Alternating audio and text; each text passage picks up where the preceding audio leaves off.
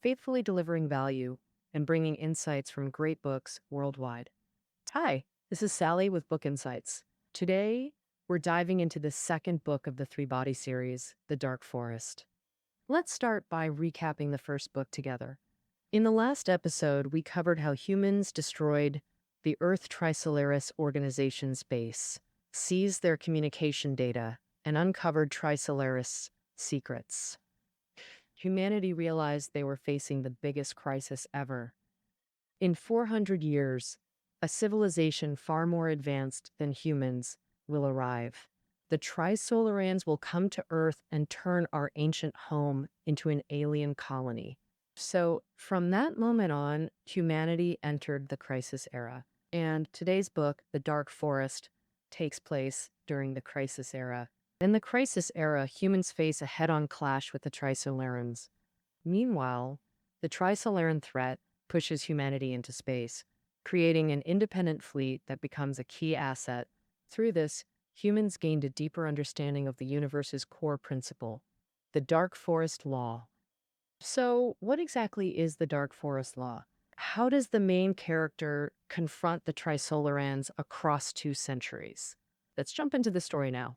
In Book 1, we explained how Trisolaris locked human physics using proton particles that disrupted experiments. The consequences of this lock are dire. It not only prevents humans from achieving groundbreaking leaps like Newton or Einstein, but also blocks any hope of resisting the Trisolarans through self-development. Why do I say that? Because all fields of human knowledge are interconnected with logical dependencies and order. The Big Bang, about 13.5 billion years ago, created our universe's matter, energy, and space-time. These basics form physics, followed by matter and energy, leading to atomic and molecular studies. The study of how atoms and molecules interact is chemistry. Then life emerged on Earth, evolving over time. That's biology. History, literature, philosophy, these humanities gradually emerged after humans appeared and built civilizations. Therefore, one discipline studies what predates all others, the most fundamental foundation. Exactly. Physics without Faraday and Maxwell. There'd be no electrical revolution without their electromagnetic theories. Without Einstein and Planck, humanity couldn't enter the atomic age without quantum mechanics and relativity. Simply put, physics drives all scientific progress. The Trisolarans were cunning. They knew without physics, humanity would stagnate technologically. And experimentation is physics' core methodology. So they deployed protons to sabotage all advanced physics experiments, leaving humanity helpless and frozen. With no alternative, humans focused on advancing other fields using existing tech. But this was like a duel between martial artists. If your core strength is weak, flashy techniques won't save you. More bluntly, Trisolarans had missiles, we had bows. Even with constant improvements, the massive technological gap remained. This defined the crisis era. Against this backdrop, humanity proposed 2 survival strategies. Plan 1, build a space fleet. When the Trisolarans arrived, humanity would fight a final battle. Though victory seemed impossible, humans refused to surrender. Thus, the first crisis-era solution emerged, building a space force to resist the Trisolarans.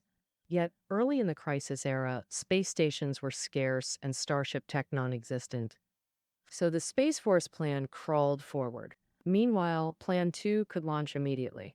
Plan 2 hinged on a brilliant premise. Trisolarans can't conceal their thoughts. In The Dark Forest's opening, Liu Cixin dedicates extensive dialogue to reveal this. It's a conversation between surviving ETO members and the Trisolaran civilization.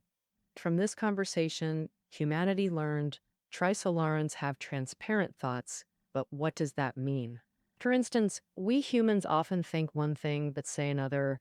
But Trisolarans communicate directly through brainwaves, meaning for them, thinking and speaking are identical. This creates a fundamental difference. Since thoughts can't be hidden, Trisolaran civilization has no secrets. They also can't deceive or scheme. They don't even understand deception. Stories like Little Red Riding Hood baffle them, let alone advanced strategies like the 36 stratagems. Thus, humans gained a crucial advantage over Trisolarans. Though protons monitor Earth, they can't read minds.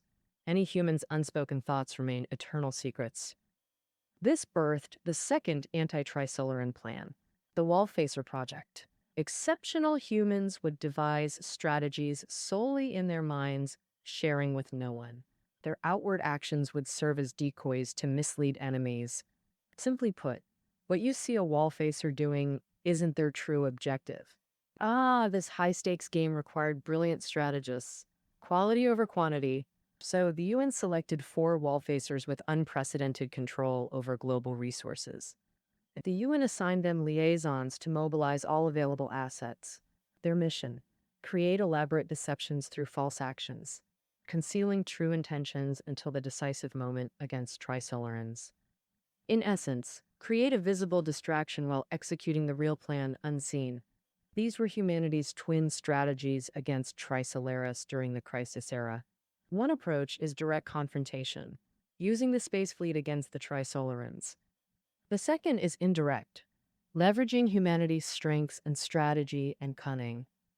So, how have these two plans fared over the past 2 centuries? Is humanity's space fleet even battle ready?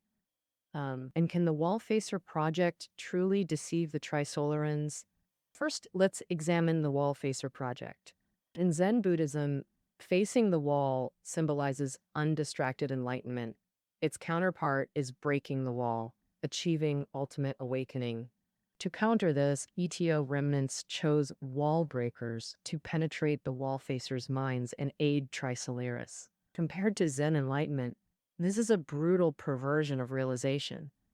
A Wallfacer's exposure means failure, but how does this connect to our protagonist, Luo Ji? After all, Luo Ji seems utterly ordinary compared to the grand Wallfacer project. He's a mediocre scholar in an obscure field, social research. He drifts through life producing academic junk. But his saving grace, a past encounter with Ye Wenji, the legendary ETO leader from Book 1. During their brief meeting, Ye suggested he pioneer cosmic sociology and gave him 2 axioms. First, survival is civilization's fundamental need. Second, civilizations expand while cosmic resources remain fixed. She told him to build cosmic sociology from these axioms like Euclid-derived geometry. But when they met, Trisolaris was already common knowledge. Like, alien studies were everywhere. Luo Ji half-heartedly dabbled, achieving nothing. Then an accident changed everything. After recovering, Luo Ji was rushed to UN headquarters. It was the Wallfacer unveiling ceremony. 3 Wallfacers had been chosen: America's defense secretary, Venezuela's president, and a Nobel-winning scientist. Following these 3 remarkable figures came the 4th Wallfacer. This came without warning. Luo Ji was completely unprepared. Simultaneously with the Wallfacer launch, the ETO activated their Wallbreaker project. But only 3 Wallbreakers were appointed. Luo Ji had none since he hadn't formed any plan. The UN told him the reason for his selection and mission required his own enlightenment.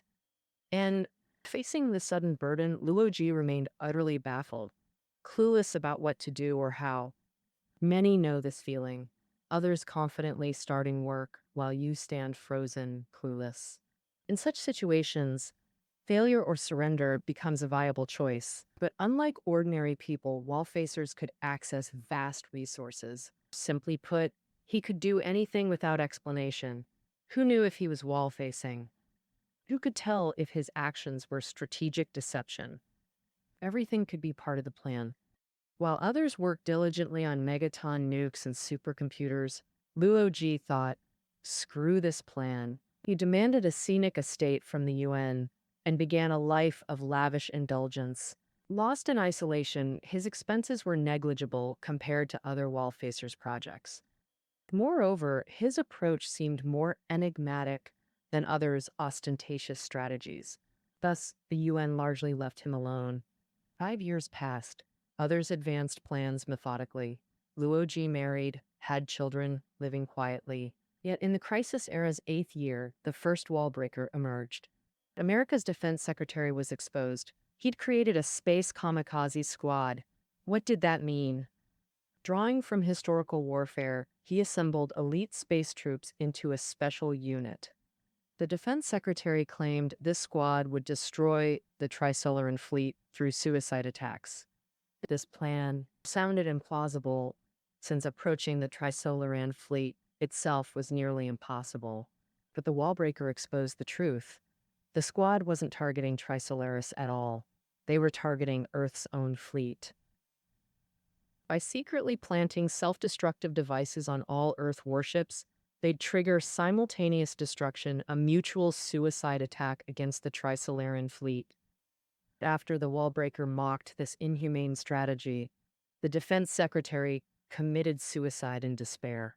Next came the second Wallfacer, Venezuela's tough president, whose strategy involved super nukes.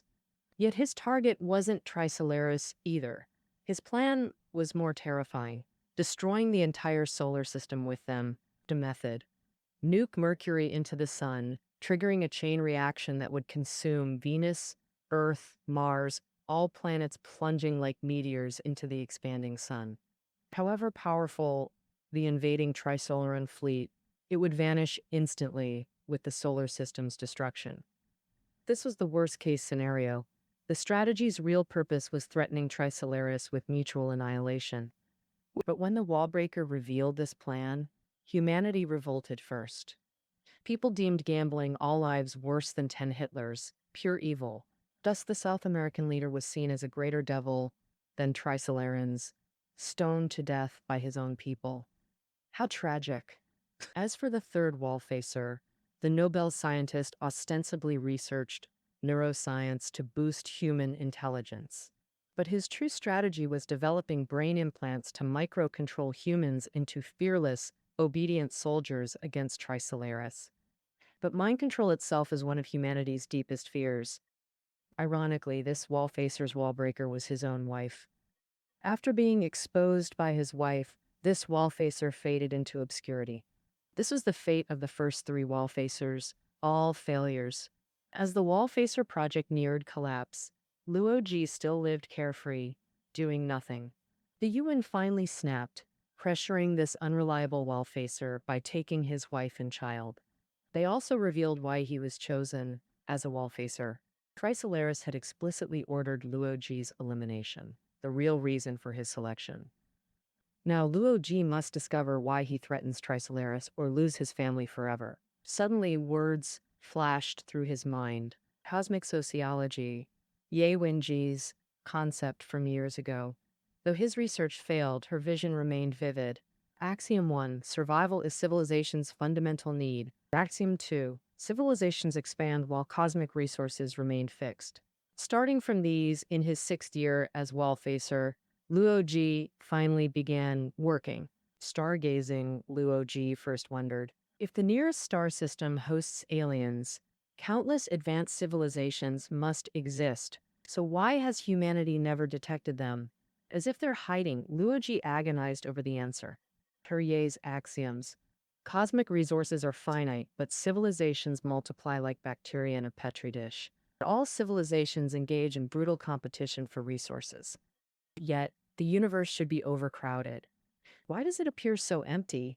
This is due to the chain of suspicion. What is the chain of suspicion? Imagine the cosmos as a dark forest, every civilization a hunter with a gun. As a hunter, would you dare greet another you've just spotted? You wouldn't. Why? Imagine, if that hunter's hostile, any civilization revealing itself gets shot instantly. Even if he claims to be friendly, how could you ever confirm it? Maybe he wants you to lower your guard before destroying you. And even if he is friendly, how could you know he isn't already suspecting you of malice? Remember, in this cosmic dark forest, effective communication across vast distances is impossible. Thus, civilizations remain trapped in endless suspicion, the chain of suspicion. This chain can never be broken. It persists eternally in the dark forest. In this reality, morality and intentions become irrelevant. Once caught in this chain, civilizations have only two choices: attack or hide. By axiom 1, survival comes first. Civilizations must hide. When hiding fails, attack becomes the only option. And civilizations don't attack only when threatened. Life on Earth began over 3 billion years ago. Human civilization, just 5,000 years, with modern tech exploding only in the last 3 centuries. On cosmic scales, that's less evolution than detonation. So, a seemingly primitive civilization could undergo sudden tech explosion, becoming a lethal threat. To survive, would you strike preemptively or nurture a future tiger? The answer is obvious. Thus, the full picture of cosmic sociology emerges. The universe is a dark forest. Every civilization an armed hunter, moving like ghosts to stay hidden, because the forest teems with hunters just like them. Upon detecting another, whether angel, demon, elder, or infant, they must do one thing: shoot to eliminate. In this forest, others are hell. Any exposed civilization gets swiftly eliminated. This is cosmic sociology's truth. Discovering another civilization inevitably leads to attack. After countless starlit nights of contemplation, Luo Ji finally grasped this terrifying truth. Next, Liu Ji needed to test the dark forest law. He broadcast coordinates of a star 50 light years away, using the sun's signal amplification. In Book 1, Ye Wenjie used this method to signal Trisolaris. If the dark forest theory holds, this exposed star should be destroyed by another civilization. By then, human hibernation tech was mature, letting people sleep through centuries without aging. Luo Ji's family was already hibernating. After his broadcast, he joined them in frozen sleep. He'd be awakened only if his plan worked, if that distant star got attacked. With this, Luo Ji's mission paused. After his hibernation, the Wallfacer project faded from memory. Yet the crisis eras surged forward on tides of fear and hope. Now, let's examine humanity's space fleet plan. Early in the era, global wartime economies prioritized space military, but at what cost? Heavy industry polluted catastrophically, greenhouse effects, El Nino, desertification, all causing crop failures. Humanity entered the Great Ravine. In 50 years, global population crashed from 8.3 billion to 3.5 billion. Desert lands became hellscapes.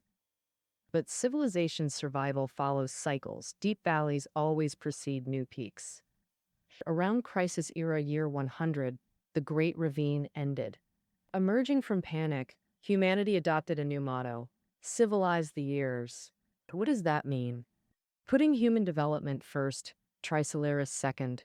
Focusing on rebuilding, they achieved civilizational renaissance in 20 years. The space fleet plan advanced rapidly, no longer just a fantasy on paper. By era year 200, humanity had built a colossal space fleet. With controlled nuclear fusion mastered, humans harnessed limitless energy at will. Beneath desertified surfaces, they constructed massive underground cities like forests. Meanwhile, they detected a Trisolaran probe approaching Earth, a teardrop-shaped craft, small and exquisite through telescopes. Its surface was perfectly mirrored. Its graceful curves resembled a gentle tear. Confident humans believed it a peace envoy. So, humanity deployed its scientific achievements. 2,000 warships launched from Jupiter's base, majestic and grand, advancing to meet the droplet. The fleet formed battle arrays, dispatching ships toward the droplet. At point-blank range, its surface stunned everyone. Even humanity's smoothest surfaces looked rugged under magnification. Yet the droplet remained flawlessly smooth at any scale, made of unimaginable materials. Amid human disbelief, the droplet attacked at incomprehensible speed. Like a bullet, it pierced ship after ship, threading a needle effortlessly, annihilating the fleet in under 30 minutes. Nearly all 2,000 warships destroyed. Few escaped. The droplet didn't even use exotic weapons, just simple impacts. Blindly confident humans thought their ships matched Trisolaran tech. They forgot Mongol cavalry outran modern tanks too. What happens when cavalry charges tanks? Humanity forgot the technological chasm, forgot their science remained locked by that proton, as terrifying as the droplet. Thus, All efforts became as futile as a mantis trying to stop a chariot. Human confidence extinguished again. Civilization's flame dimmed once more. After the droplet, the apocalyptic battlefield fell silent. A few surviving ships had escaped in time, though they knew as deserters, Earth was forever closed to them. They could only voyage deeper into space, preserving civilization's spark. Even among these ships, the dark forest theory proved applicable. On the fleeing ships, resources couldn't sustain all lives. Per cosmic sociology's two axioms, multiple ships couldn't coexist. Thus, these resource-competing ships became like distinct civilizations, trapped in a chain of suspicion. Will they attack to seize resources? A brutal choice emerged: await death or attack other ships. Ultimately, the blue space became the dark forest's victor. It eradicated all life on other vessels, consolidated resources, and sailed into dark, unknown cosmos. This ship will uncover another cosmic secret beyond the dark forest. Stay tuned for its return. Now let's return from the stars to Earth and protagonist Luo Ji. The space fleet was nearly annihilated. At humanity's bleakest moment, news arrived. The star system 50 light-years away, whose coordinates Luo Ji broadcasted, had been destroyed by unknown forces. Proof finally confirmed Luo Ji's theory was correct. Humanity immediately reactivated the Wallfacer project and awakened Luo Ji from hibernation. Luo Ji knew humanity's only option: use the Dark Forest Law to threaten Trisolaris, cease attacks, or Earth would broadcast Trisolaris's coordinates. But this was mutual destruction. Revealing Trisolaris's location would expose Earth too, endangering the entire solar system. Those cosmic hunters wouldn't spare Earth after destroying Trisolaris. This was like a suicide bomber's threat. Humanity gambled the solar system's existence to intimidate Trisolaris. However, the Trisolarans knew this plan. They used the droplet to block the sun, humanity's amplifier for cosmic signals, shielding it. Under these circumstances, Luo Ji initiated his second strategy as a wallfacer. At his request, humanity deployed a layer of oil film material in solar orbit. On the surface, it was meant to detonate and form a dust cloud, leaving traces for the Trisolaran fleet in 200 years as an early warning. No, but in reality, Luo Ji positioned the material so its explosion would create a specific pattern, making sunlight flicker. Now, this flicker would transmit the Trisolaran system's exact coordinates. It bypassed the droplet's shield, turning the sun into a cosmic telegraph, with Luo Ji holding its button at all times. He knew the Sophons were closely monitoring him, so he issued an ultimatum to Trisolaris: reveal your location for mutual destruction, or stop invading and leave the solar system forever. At the critical moment, Trisolaris decided.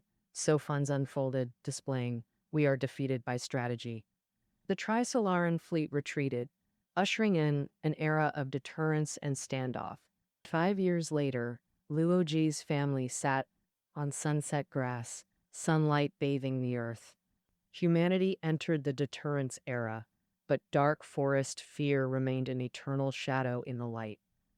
After all, humanity's deterrence relied on the dark forest law. This is the dark forest story. So, will deterrence bring eternal peace with the Trisolarans? How exactly does the legendary dimensional strike happen? In civilization's inevitable encounter with death, what struggles will they make? Next time Death's End continues the Dark Forest tale. That's all for now. Book notes are below the audio. See you tomorrow.